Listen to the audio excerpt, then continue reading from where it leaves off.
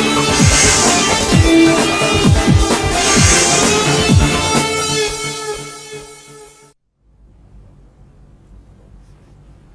Morning. Bharatiya Cement సమర్పిస్తున్న business breakfast షోకి ఈ వారంలో లాస్ట్ వర్కింగ్ డే షోకి స్వాగతం. ఏషియన్ మార్కెట్స్ లో ఒక స్ట్రాంగ్ ట్రేడింగ్ సెషన్ ప్రస్తుతం మనం చూస్తున్నాం. నికీ, షాంఘై రెండు మేజర్ ఇండిసెస్ లాభాల్లో ట్రేడ్ అవుతున్నాయి. అఫ్కోర్స్ సౌత్ కొరియన్ మార్కెట్స్ ఇవాళ హాలిడే తీసుకున్నాయి. But all other Asian indices లో చాలా స్ట్రాంగ్ ట్రేడింగ్ సెషన్ కనిపిస్తుంది. అండ్ ఎస్ఎక్స్ నిఫ్టీ ఉరకలు వేస్తుంది 7800 లెవెల్ను క్రాస్ చేసేందుకు. ఆల్రెడీ ఒకసారి క్రాస్ చేసి కొద్దిగా వెనక్కి వచ్చింది. 7792 దగ్గర ట్రేడ్ అవుతుంది. సో ఒక హ్యూజ్ గ్యాప్ అప్ ఓపెనింగ్ కోసం మార్కెట్స్ సిద్ధమవుతున్నాయి. ఇండియన్ మార్కెట్స్తో సహా ఆల్ ఏషియన్ మార్కెట్స్లో ఒక స్ట్రాంగ్ సెషన్ మనకు కనిపిస్తుంది ట్రేడింగ్ పరంగా. ఆదివారం ఆయిల్ ప్రొడ్యూసర్స్ సమావేశం కాబోతున్నారు. క్రూడ్ ఆయిల్ ఇప్పుడు 2016 హైస్ దగ్గర ఉంది. బ్రెంట్ క్రూడ్ 2016 హైస్ దగ్గర $44 దగ్గర ఉంది. అలాగే నైమెక్స్ క్రూడ్ కూడా $42 సమీపంలో ట్రేడ్ అవుతుంది. ఆదివారం ఆయిల్ ప్రొడ్యూసర్స్ సమావేశంలో సౌదీ అరేబియా, రష్యా ఈ రెండు ఆయిల్ ప్రొడ్యూసింగ్ మేజర్ కంట్రీస్ కూడా ఒక అండర్స్టాండింగ్ వస్తున్నాయి. ఆయిల్ ప్రొడక్షన్ ని ఫ్రీజ్ చేసేందుకు సంబంధించి రెండు దేశాల మధ్య ఆల్రెడీ ఒక ఒప్పందం కుదిరింది అన్న వార్తలు వస్తున్నాయి. సో ఆదివారం ఇది కనుక కన్ఫర్మ్ అయితే గ్లోబల్ మార్కెట్స్ మరింతగా ముందుకు వెళ్లే అవకాశం ఉంది. Already last night US markets strong గా క్లోజ్ అయ్యాయి. అండ్ ఇప్పుడు ఏషియన్ మార్కెట్స్ లో కూడా ఒక స్ట్రెంత్ మనకు కనిపిస్తుంది. సో గ్లోబల్, లోకల్ క్యూస్ కలిసికట్టుగా కలిసి వస్తున్నాయి మన మార్కెట్స్ కి. ఇవాళ నిన్నటి లాభాలకు ఆల్మోస్ట్ లాస్ట్ 3 days గా మనం 3 sessions గా లాభాలు చూస్తున్నాం. సో ఈ సెషన్ కూడా లాభాలతో ప్రారంభమవుతోంది. హాలిడేస్ రాబోతున్నాయి కాబట్టి మేబీ కొద్దిగా fag end of the trading లో ఏదైనా కొద్దిగా సెల్లింగ్ వచ్చినా, ప్రాఫిట్ బుకింగ్ వచ్చినా కూడా మనం ఆశ్చర్యపోనవసరం లేదు. బట్ ఓవరాల్ గా మూడ్ అయితే చాలా పాజిటివ్ గా ఉంది. అన్ని మంచి శకునములే కానీ లాభ సూచనలే. సో ఈ పరిస్థితి ఇండియన్ మార్కెట్స్ కు ఇప్పుడు కనిపిస్తోంది. చాలా పాజిటివ్ న్యూస్ ఉన్నాయి. ఇన్ఫాక్ట్ 1-2 కాదు, మన ప్రేక్షకులు గుర్తుండే ఉంటుంది. మండే రోజు అనుకున్నాం ఒక ఇన్ఫ్లెక్షన్ పాయింట్ దగ్గర ఉన్నాం మనం అని. సో దాన్ని మళ్ళీ గుర్తు చేస్తున్నాం. ఇన్ఫ్లెక్షన్ పాయింట్ దాటాం, అప్వర్డ్ ట్రెండ్ స్టార్ట్ అయింది. సో 8000 లెవెల్ ఈ సిరీస్ నుండి మనం చూసినా కూడా ఆశ్చర్యపోనవసరం లేదు. 7800 ఆల్రెడీ దగ్గరలో ఉన్నాం మనం. ఇవాళ ట్రేడింగ్ లో బహుశా రీసెంట్ హై ఏదైతే ఉందో 7764 దీన్ని మనం క్రాస్ చేసే అవకాశం ఇవాళ కనిపిస్తోంది. ఆ పైన నిలదొక్కుంటుందా లేదా అన్నది మనకి ఇంకా తేలాలి. కానీ రీసెంట్ హై ఏదైతే ఉందో 7764 దీన్ని క్రాస్ అయితే డబుల్ టాప్ ఫామ్ అయినట్లుగా మనకు టెక్నికల్ గా చెప్తూ ఉంటారు. అలాగే ఏంటి అన్ని మంచి శకునములే అంటే ఐఎండి ఫోర్కాస్ట్, మన స్కైమెట్ నిన్న ఐఎండి రెండు కూడా ఈసారి మాన్సూన్ చాలా పాజిటివ్ గా ఉండబోతోంది. ఇన్ఫాక్ట్ ఐఎండి ఇచ్చింది ఇంకా బులిష్ గా ఉంది. 106% రెయిన్ ఫాల్ ఉంటుంది, మాన్సూన్ పాజిటివ్ గా ఉండే అవకాశం ఉంది అంటూ ఐఎండి చెప్పడం జరిగింది. అలాగే ఐఎంఎఫ్ చెప్తోంది India is hot and globe is not అని. ఇన్ఫాక్ట్ ఇవాల్టి మా కొద్దిగా గ్రాఫికల్ సపోర్ట్ చాలా తక్కువగా ఉంటుంది మా ఛానల్ సంబంధించి. సో అదే గ్రాఫికల్ ఈక్వేషన్ అనుకుంటే ఈ గ్రాఫ్ని I want to show it on the screen. చాలా చక్కటి అందమైన ఆనందింపజేసే గ్రాఫిక్ ఇది. అంటే వరల్డ్కి గ్లోబల్ గ్రోత్ ఫోర్కాస్ట్ ని ఐఎంఎఫ్ తగ్గించింది. 7 ఇంతకుముందు అనుకున్న 3.4 నుంచి 3.2 చేసింది. బట్ ఇప్పుడు ఇండియన్ మార్కెట్ సంబంధించి మాత్రం, ఇండియన్ ఎకానమీకి సంబంధించి మాత్రం 7.5% గ్రోత్ తథ్యం ఉంటుంది. సో ఐఎంఎఫ్ చెప్తున్న ఈ మాట మనందరికీ వీణుల విందైన మాట. సో ఓవైపు ప్రపంచం అంతా కొద్దిగా రిసెషన్, స్లో డౌన్, మాంద్యం పరిస్థితులు ఎదుర్కొంటూ ఉంటే ఇండియన్ ఎకానమీ మాత్రం చక్కగా పనిచేయబోతోంది. 7.5% ఈ సంవత్సరం, వచ్చే ఏడాది కూడా ఇదే గ్రోత్ మెయింటైన్ అవుతుంది 7.5% అంటూ ఐఎంఎఫ్ చెప్తుంది. ఐఎంఎఫ్ తర్వాత ఐఐపి నెంబర్స్ మూడో అది కూడా చాలా పాజిటివ్గా వచ్చింది మనకు. ఫిబ్రవరి నెల ఐఐపి మార్కెట్ అంచనాల కంటే కూడా మెన్నగా వచ్చింది.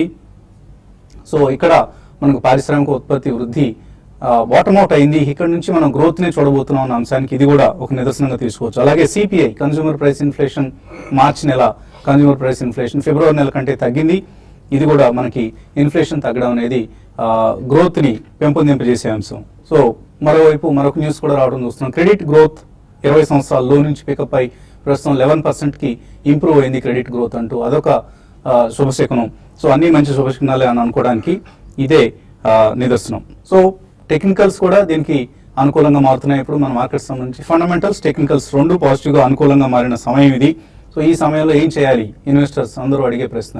సో మనం last few days back almost last month అనుకున్నాం second half of this year బాగుంటుంది, 17 is going to be a big year అని. బట్ ఇప్పుడే ఆల్రెడీ అందరూ ఎక్కువ మంది ఇదే భావంతో ఉండుంటారు బహుశా, అందుకనే ఇప్పుడే ఆల్రెడీ ర్యాలీ స్టార్ట్ అయినట్లు మనం అనుకోవచ్చు. ఇవాళ క్రూడ్ ప్రైసెస్ పెరిగాయి కాబట్టి క్రూడ్ రిలేటెడ్ స్టాక్స్ అన్ని పాజిటివ్గా ఉంటాయి, బ్యాంక్స్ పాజిటివ్గా ఉంటాయి, అండ్ అగ్రి రిలేటెడ్ స్టాక్స్, అలాగే సీజనల్ ప్లేస్ లైక్ మనం మండే రోజు అనుకున్నాం కూల్ స్టాక్స్ అని చెప్పేసి, అటువంటి వోల్టాస్లు, బ్లూ స్టార్స్, ఇటువంటి స్టాక్స్ కొనుక్కోవచ్చు ఈ సమయంలో కూడా. అలాగే అగ్రి స్టాక్స్ అంటే ఏంటి, Escorts, Rallis, Tata chemicals or UPL, ఇటువంటి స్టాక్స్ అన్నమాట. ఇవన్నీ కూడా మాన్సూన్ బాగుంటే రైతాంగం నుంచి, రూరల్ గ్రామీణ ప్రజల నుంచి డిమాండ్ బాగా వచ్చే ఉత్పత్తులను తయారు చేసే కంపెనీస్ ఇవి. సో ఎస్కార్ట్స్ అంటే మనకి ట్రాక్టర్స్ తయారు చేసే కంపెనీ, ర్యాలీస్ అగ్రో కెమికల్స్. ర్యాలీస్ని ఈ మధ్య మనం బాలగారు రికమెండ్ చేశారు మన ప్రాఫిట్ ఎవర్ ట్రేడ్లో ఫండమెంటల్ సబ్స్క్రైబర్స్కి. సో ఇంకా ఇప్పటికి కూడా 52-week హై నుంచి 30% తగ్గి ఉన్న ర్యాలీస్ స్టాక్ ఇది. సో ర్యాలీస్లో ఇంకా ర్యాలీకి అనుకూలమైన పరిస్థితి కనిపిస్తుంది. సో ఇటువంటి స్టాక్స్ అన్నింటినీ డిప్స్లో, ప్రతి డిక్లైన్లో కొనుక్కోదగిన స్టాక్స్ ఇవి. అండ్ బై ఆన్ డిప్స్ అని ఓవరాల్గా మార్కెట్ సంబంధించి మనం సలహా ఇవ్వచ్చు. ఇక టెక్నికల్స్ తర్వాత మనకి ఎలాగో రాజేంద్ర గారు వివరిస్తారు, ఫండమెంటలీ పరిస్థితి ఎలా ఉంది అన్న అంశాన్ని బాలగారు చెప్తారు. సో చాలా స్ట్రాంగ్ న్యూస్, పాజిటివ్ న్యూస్. మీరు హాలిడేకి వెళ్ళబోయే ముందు వస్తున్న న్యూస్. సో మిస్ కాబోతున్నారా ఈ ర్యాలీస్ని మీరు?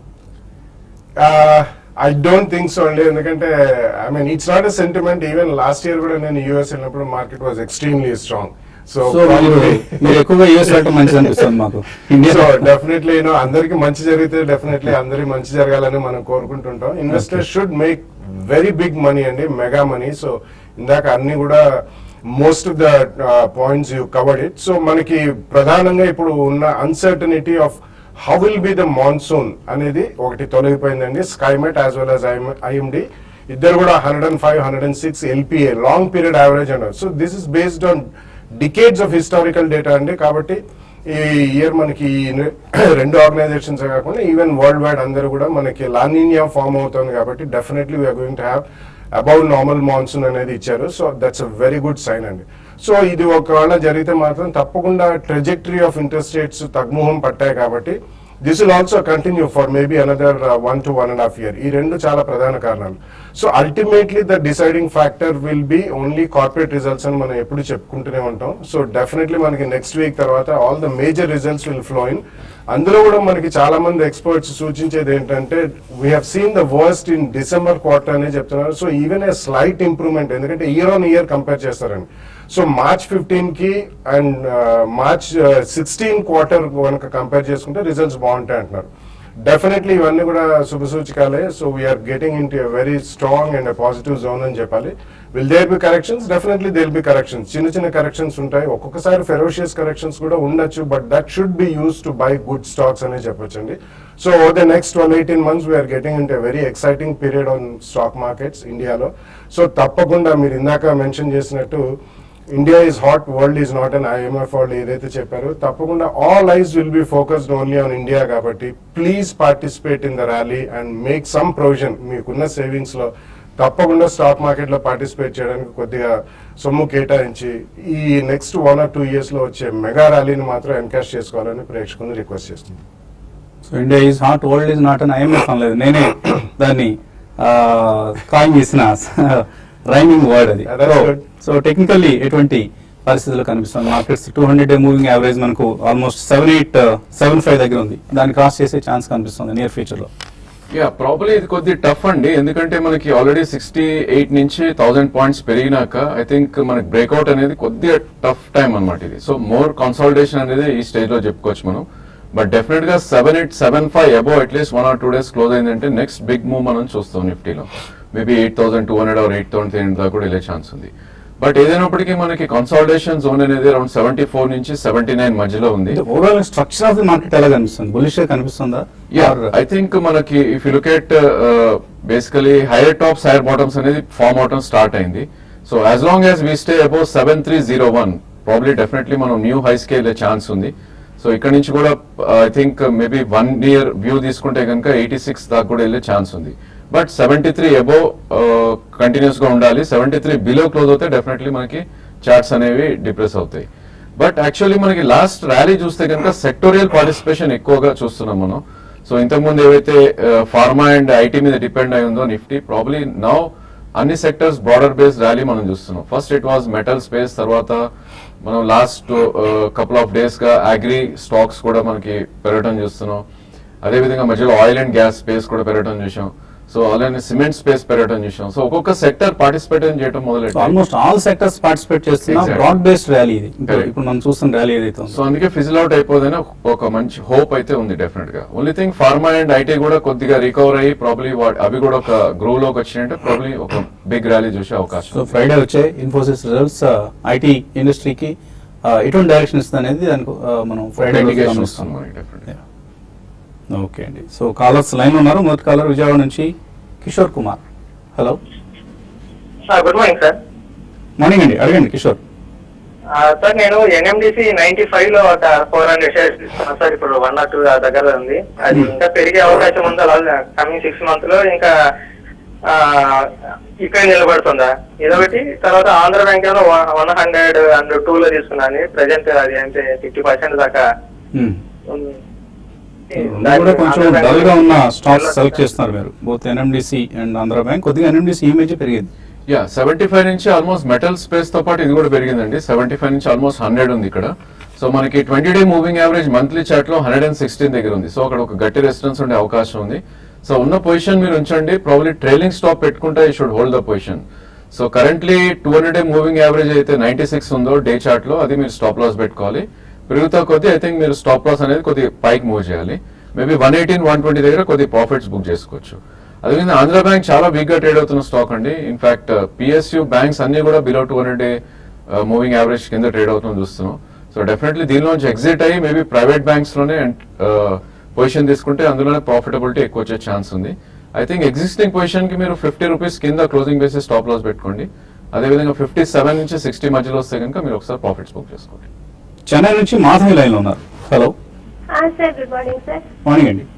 సార్ నాకు యాక్చువల్ గా ఇది ఆయిల్ ఇండియా 600 అట్లా రేంజ్ లో కొన్నాను సార్. 2 years నుంచి హోల్డ్ చేస్తున్నా. ఓఎన్జీసీ, ఆర్ఈసీ ఇవన్నీ కూడా హై రేట్స్ లోనే ఉన్నాయి. ఆల్మోస్ట్ 40% లాస్ లో ఉన్నాను అన్ని. ఓకే. ఆర్ఈసీ 100 ఉన్నాయి. ONGC and oil India 50 shares ఉన్నాయి సార్. యాక్చువల్గా నేను లాంగ్ టర్మ్ ఇన్వెస్టర్ నే, బట్ ఈ స్పట్లో అవి అమ్మేసి ఏదైనా ర్యాలీస్ ఇండియా అట్లాంటివి తీసుకోమంటారా? ఎస్, అది బెటర్ స్ట్రాటజీ అవుతుంది బహుశా. క్రూడ్ ప్రైసెస్ కొద్దిగా పెరుగుతున్నాయి కాబట్టి ఇక్కడ ఏదైనా ర్యాలీ వస్తే ఎగ్జిట్ అయిపోవచ్చు. I would agree with you అండి. మీరు అన్నట్టు డెఫినెట్లీ మనకి పార్టిసిపేట్ ఇన్ సెక్టర్స్ లోకి వెళ్తే మంచిదేనండి. ఆయిల్ ఇండియా అండ్ ఓఎన్జీసీ రెండు కూడా up stream oil companies. So generally మనకి క్రూడ్ ఆయిల్ పడ్డది లో నుంచి పెరిగినా కానీ ఇక్కడ నుంచి మనం షిఫ్ట్ అవ్వడం అనేది మంచి స్ట్రాటజీనండి. సో మీరు అన్నట్టు probably agri based automobile stocks మనం ఏవైతే చెప్తుంటామో రెగ్యులర్లీ అటువంటి వాటిలోకి షిఫ్ట్ అవ్వండి. డెఫినెట్లీ మీకు రాబోయే 12 to 18 months లో మంచి లాభాలు చేకూరుతాయి. ఇంకా మరిన్ని కాల్స్ అలాగే మెయిల్స్ తీసుకునే ముందు కాసేపు ప్రకటన.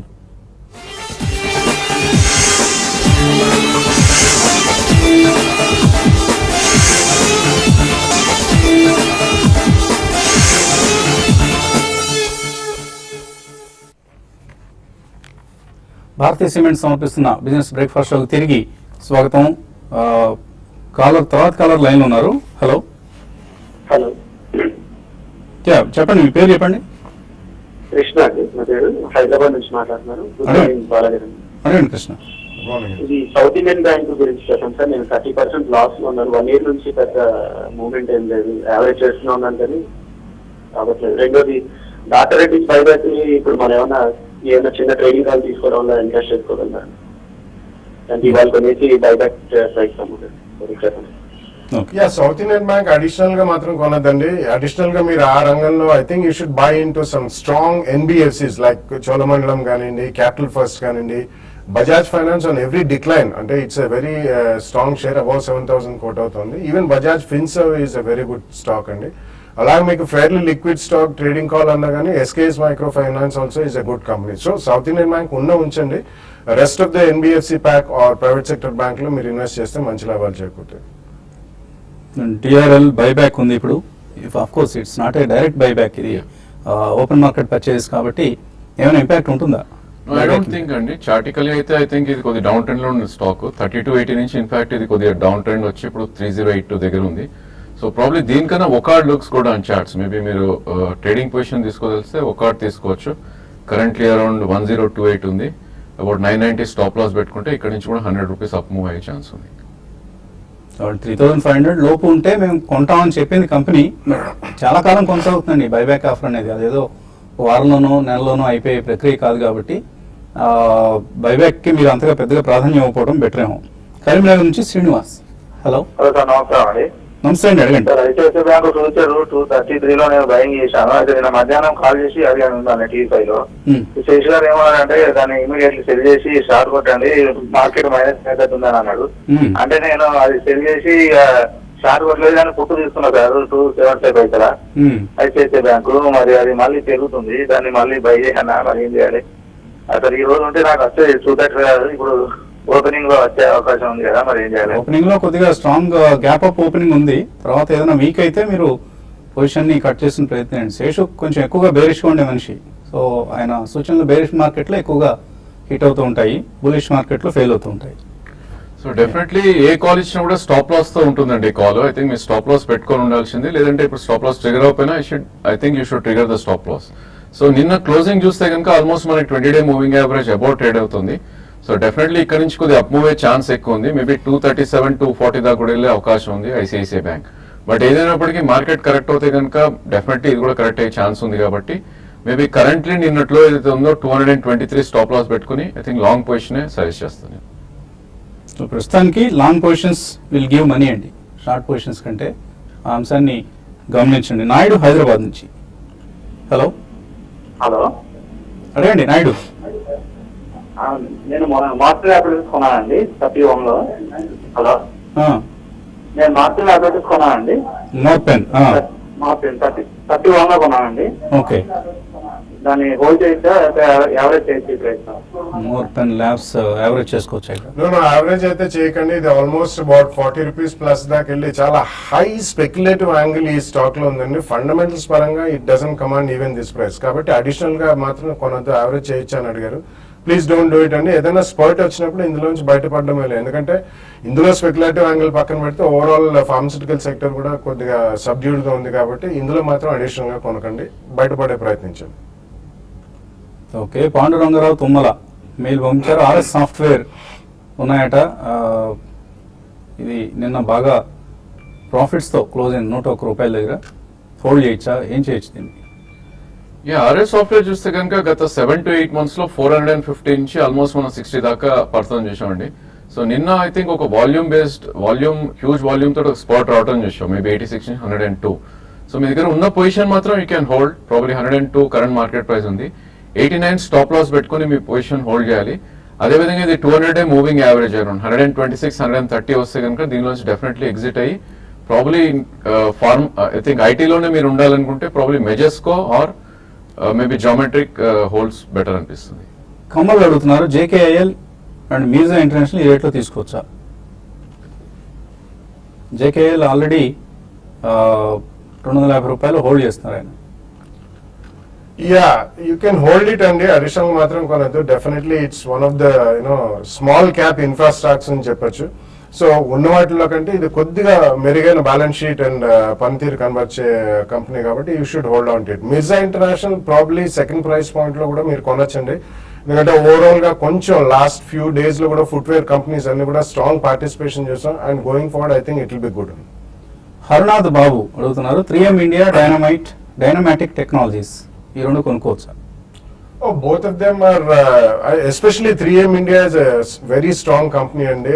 లాస్ట్ 1 week లో మనం చాలా స్ట్రాంగ్ ప్రైస్ యాక్షన్ కూడా చూసాం. 2 days ఆల్మోస్ట్ అది 20% సర్క్యూట్, నిన్న కూడా 20% దాకా వెళ్ళింది. It's a fairly very illiquid stock అండి. కాబట్టి 2 price points with at least 5 to 7% correction ఇటువంటి వాటిలో ఎక్కువ రాదు. Similarly Dynamatic Technologies they are getting in to first నుంచే వాళ్ళు ఏరోస్పేస్ లో చాలా స్ట్రాంగ్ ప్లేయర్స్, కానీ ఫండమెంటల్స్ అంత స్ట్రాంగ్ లేవు. బట్ రీసెంట్లీ చాలా అగ్రిమెంట్స్ సైన్ చేశారు to manufacture good parts. So అది కూడా 2 price points లో కొనుక్కోండి. వెంకటరావు అడుగుతున్నారు, మారుతి ఫీచర్స్ కొన్నారు, 3580 లో హోల్డ్ చేస్తున్నారు, ఎగ్జిట్ కావచ్చా? సో కొద్దిగా వీక్ అయింది కాబట్టి మేబీ మారుతి షేర్ పెరిగే అవకాశం ఏమైనా ఉందా? ప్రాబ్లీ దీని 200-day మూవింగ్ యావరేజ్ 3631 ఉందండి. 3573 క్లోజ్ అవటం చూసాం మనం నిన్న. సో 3631 దగ్గర ఒక గట్టి రెసిస్టెన్స్ ఉండే ఛాన్స్ ఉంది. ఐ థింక్ లాంగ్ పొజిషన్ అక్కడ ఒకసారి మీరు ప్రాఫిట్స్ బుక్ చేసుకోవచ్చు. శేషు అడుగుతున్నారు కేపీఆర్ ఆగ్రోకెమ్ దీనికి సంబంధించి ఎటువంటి సలహా ఇస్తారు? No, I don't track that stock. So ఏమి పాపులర్ స్టాక్ కాదండి ఇది. సో మేబీ సొంత రీసెర్చ్ చేయండి మీరు. టిటాగర్ వ్యాగన్స్ 230లో కొన్నారు, సింటెక్స్ 134లో కొన్నారు రవివర్మ, రెండు కూడా లాస్ట్లో ఉన్నారు, ఏం చేయాలి? యా ప్రాబ్లీ రెండు కూడా హోల్డ్ చేయొచ్చు అండి. ఐ థింక్ ఒక బాటమ్ ఫార్మేషన్ అనేది చూసాం మనం రెండు స్టాక్స్ లో కూడా. మేబీ సింటెక్స్ 86, 87 దాటితే కనుక మళ్ళీ 110 వెళ్ళే ఛాన్స్ ఉంది. అదేవిధంగా టిటాగర్ వ్యాగనర్ చూస్తే కనుక లాస్ట్ మంత్ లో మనకి 85 బాటమ్ రావడం చూసాం. సో ఈ స్టేజ్ లో హోల్డ్ చేయండి, ఫ్రెష్ పొజిషన్స్ వద్దు. ప్రాబ్లీ 116, 120 దగ్గర టిటాగర్ వ్యాగనర్ ఒకసారి ఎగ్జిట్ అవ్వచ్చు మీరు. సో ప్రస్తుతానికి అంత మొమెంటం ఉండదండి. రైల్వే బడ్జెట్ సమయంలోనే యాక్టివ్గా ఉండే స్టాక్స్ ఇవి. అలాగే సింటెక్స్ క్రూడ్ ప్రైసెస్ పెరుగుతున్నాయి, కొద్దిగా నెగిటివ్ అవుతుంది, జాగ్రత్తగా ఉండండి. రమేష్ కుమార్ అడుగుతున్నారు, ట్రేడింగ్ చేస్తున్నారంటే 4 నెలలుగా ప్రాఫిట్స్ కంటే బ్రోకరేజ్ ఎక్కువగా ఇస్తున్నానని ఫీల్ అవుతున్నారు. కరెక్టే అండి, ట్రేడింగ్లో డబ్బులు రావాలని మనం పదే పదే చెప్తూ ఉంటాం. బ్రోకర్లని బాగు చేయడానికి ట్రేడర్లు ఉంటారు. సో కేర్ఫుల్గా ఉండండి. చాలా షార్ప్ స్కిల్స్ ఉన్న వాళ్ళే ట్రేడింగ్ చేయగలరు. అందరం ట్రేడింగ్ చేసి డబ్బులు సంపాదించలేండి. గోపాల్ రాయ్ అడుగుతున్నారు, BHEL కొన్నారు 120 రూపాయల్లో, ఫోర్స్ మోటార్స్ 3230లో కొన్నారు, 2 years హోల్డ్ చేస్తారు, హోల్డ్ చేయొచ్చా? Yeah, I think you can hold అండి. 2 years అంటున్నారు కాబట్టి both the stocks you can hold అండి. BHEL చాలా షార్ప్ కరెక్షన్ తర్వాత ఇప్పుడే ఫ్రెష్ మూవ్స్ చూస్తున్నాం. And force Motors is doing extremely well. So మీరు కొన్నారైనా కొంచెం స్వల్పంగా రెండు క్షీణించినా కానీ భయపడాల్సిన అవసరం లేదు. 2 years డెఫినెట్లీ హోల్డ్. అలాగే మరి కొంత డబ్బు ఇన్వెస్ట్ చేద్దాం అనుకుంటున్నారు మీరు. మన ఇందాక అనుకున్న ఆటోస్ కావచ్చు, agri related stocks or some of the crude related stocks, not all the stocks. ఇటువంటి వాటిలో పొజిషన్స్ మీరు బిల్డ్ చేసుకోవచ్చు డిక్లైన్స్లో. ఇది ఇవాల్టి భారతీయ సిమెంట్స్ సమర్పించిన బిజినెస్ బ్రేక్ఫాస్ట్ షో. మళ్ళీ మండే కలుద్దాం బిజినెస్ బ్రేక్ఫాస్ట్ షోలో.